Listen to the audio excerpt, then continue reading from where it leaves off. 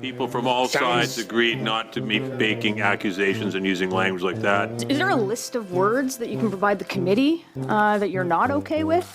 If you're going to sit here and call another member of parliament a hypocrite, then yes. I believe that keep he doing called this all over. he did not did. call.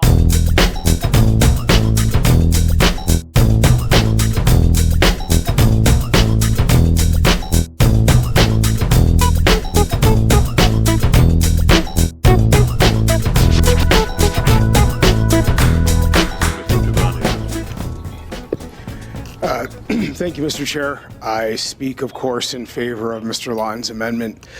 You know, tomorrow morning there will be hundreds, if not thousands, of churches across our country that open their doors to feed their neighbors. There will be hundreds, if not thousands, of churches across our country who open their doors to offer counseling to heartbroken couples at risk of separating.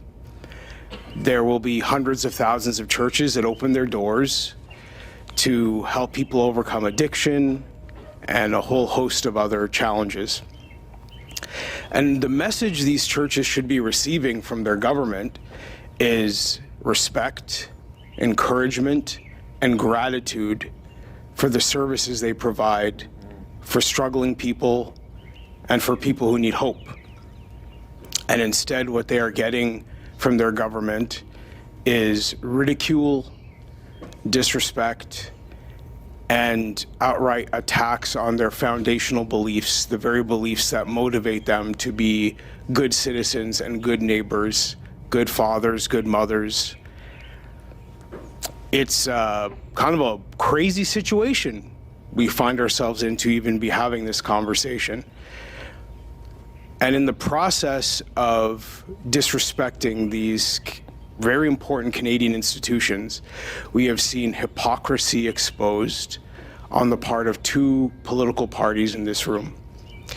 On the part of the Bloc Quebecois, we see a political party who says they are very concerned about the overreach of the federal government, and yet comes here to Ottawa begging for that federal government to have more power over the people who send them here. Shamefully. Yeah. On you. You are a hypocrite. Oh. On the part of the... All right, Mr. Jivani, I know you just arrived an hour ago. We had a discussion, a thorough discussion earlier on about language and decorum.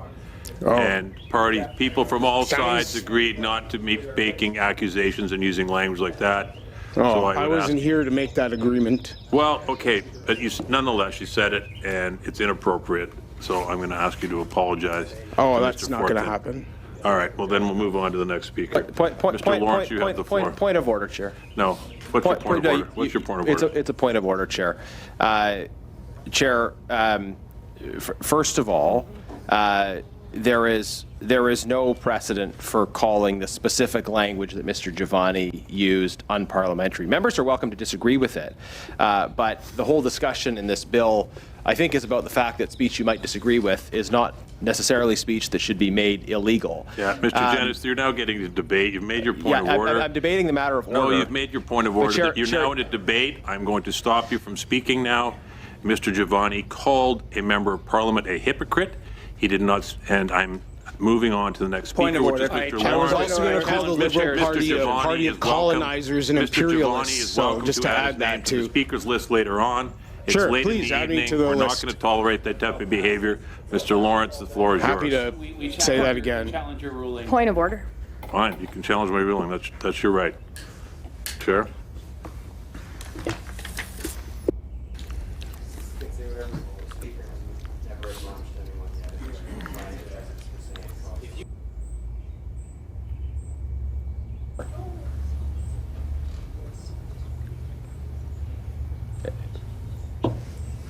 There is a standing order that allows us to be appealed directly to the Speaker if you deprive him of the floor.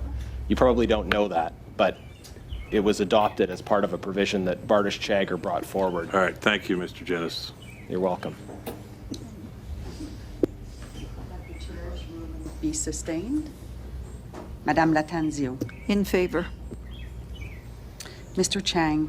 Yes. Madame Dillon. Mr. Housefather. Oui.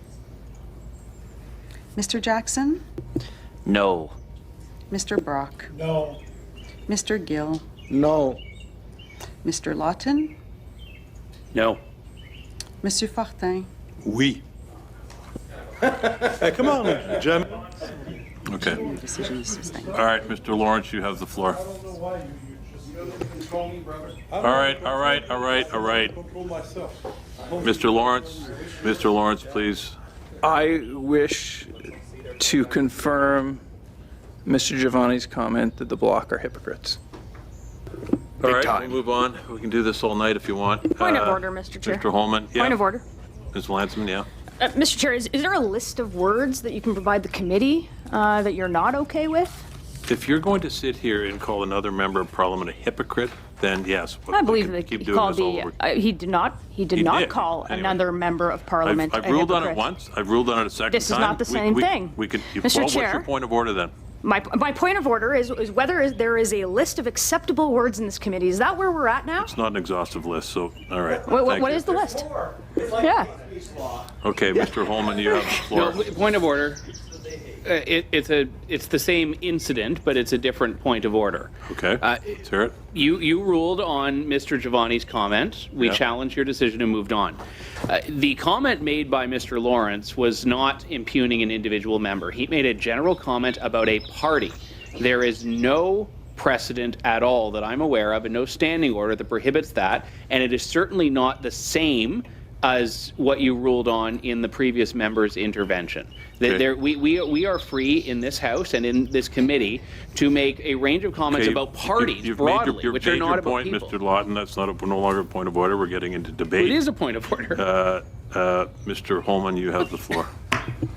Mr. Chair, I was really enjoying the speech that Mr. Jivani was saying. I was wondering, may I yield my time to allow the gentleman to continue with his speech? No, we'll continue with the speakers list if you want, though. If you don't want to speak. Get back on it, Jamil. Okay. Monsieur le Président, point d'ordre.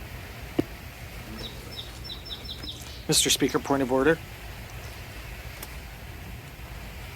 Go ahead, Mr. Fortin. Président, je n'ai Mr. Speaker, I did not hear my colleague, Mr. Jivani, apologize, and I didn't hear him withdraw his remarks. So I would call for him to withdraw his remarks and for him to apologize. Thank you, Mr. Fortin, and that's exactly why I took his time away and moved to the next speaker. He refused to apologize, so that's why I moved on. speak louder. Oh, I'm sorry. Yeah. He refused to apologize. Yeah. He refused to retract his comment, and which is why I moved on to the next speaker. This is, okay. Okay. Okay, we're back to Mr. Jennis.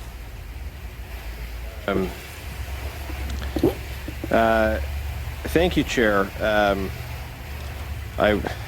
I was wondering if I'd be allowed to read a scriptural text that calls someone a hypocrite, or if that would be also deemed unparliamentary and illegal under the relevant legislation. I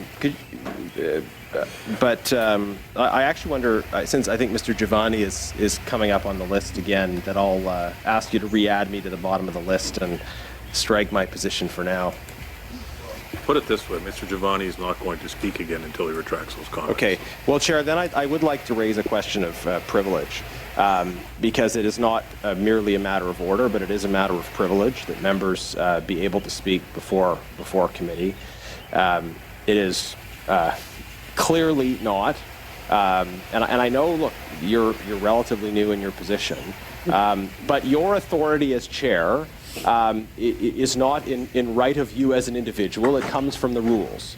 It is a reflection of the office that you hold. And there have been multiple occasions today when you have not respected established rules. And, it is an established principle that members have a right to speak. And if you deprive members arbitrarily of the right to speak, if you end their time, deprive them of the floor, these are matters that are appealable directly to the Speaker of the House. I nullify all subsequent proceedings. In any event, this is a matter of privilege. Mr. Jivani is a duly elected member of Parliament. You're welcome to disagree with him. Mr. Fortin is welcome to disagree with him. But he has a right to speak. There are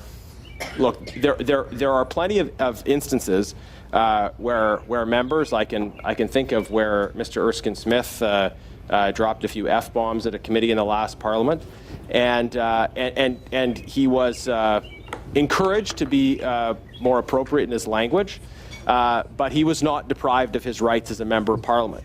You cannot simply decide to deprive someone of their right to speak because you don't like what they said. That is a violation of their privileges. So I would encourage you to consider whether this is a matter touching on privilege, and if you find that it is, I will be prepared to move the appropriate motion. Mr. Janis, let's do it this way. I've been in this position of chair at this committee for a week now. I've served as a committee chair for over 6 years. I notice you've never sat in a position as a committee chair. There's a reason for that, I suspect. Nonetheless, I think that in the circumstances, suggesting that I've been denied anybody an opportunity to speak is verging on laughable, considering we've been here for 7 hours listening to people speak over and over again. This might be your 10th or 11th intervention. I've lost track. So it's an accusation with no merit. Having said all that, I think what is the best course of action right now, our resources end in a few moments. I'm going to suspend this meeting for the day. Chair, I've raised the question of privilege. You got to rule on the question of privilege. The meeting is suspended.